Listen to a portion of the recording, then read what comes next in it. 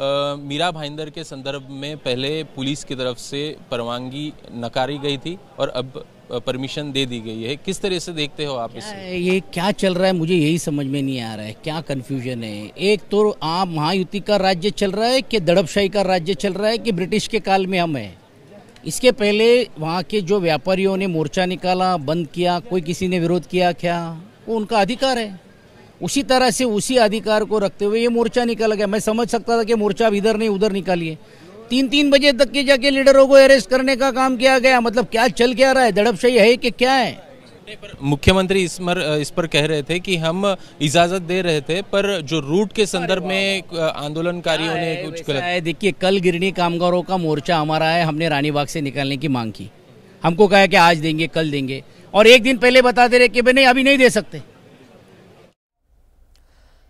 और इन सब के बीच एनसीपी शरद गुट के विधायक रोहित पवार ने कहा है कि महाराष्ट्र में लोग मिलजुल कर रहते हैं, लेकिन बीजेपी उन्हें बांटना चाहती है जिससे बीजेपी को उसका फायदा मिल सके।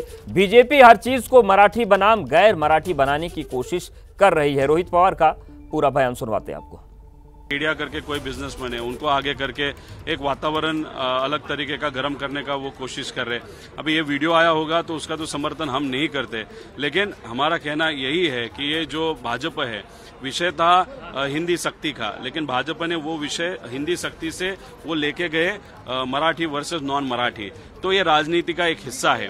मैं लोगों के भावना के साथ आप खेलोगे और वहाँ पे राजनीति करोगे सिर्फ बम्बई के इलेक्शन के लिए और बिहार के इलेक्शन के लिए, तो ये अच्छी चीज नहीं है।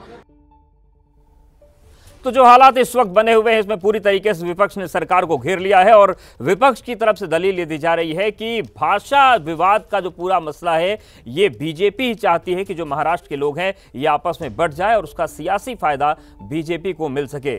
शिवसेना उद्धव गुट के सांसद संजय राउत ने भी मराठी भाषा के मुद्दे पर निशाना साधा है।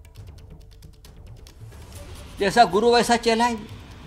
मुझे आश्चर्य है महाराष्ट्र के मुख्यमंत्री और उनके पूरे कैबिनेट का, एक आदमी भारतीय जनता पार्टी का सांसद वहाँ बैठकर महाराष्ट्र के बारे में, मराठी आदमी के बारे में, मराठी मानुस के बारे में घटिया बातें करता है और आप चुप बैठे हो।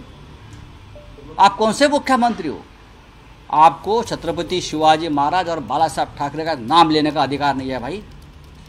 एकनाथ शिंदे अपने आप को डुप्लीकेट शिवसेना का नेता मानता है ना, दाढ़ी पे हाथ घुमाते फिरता है, निकाल दो दाढ़ी आपकी। तो पूरा जो टकराव बना इसमें सियासी वार पलटवार भी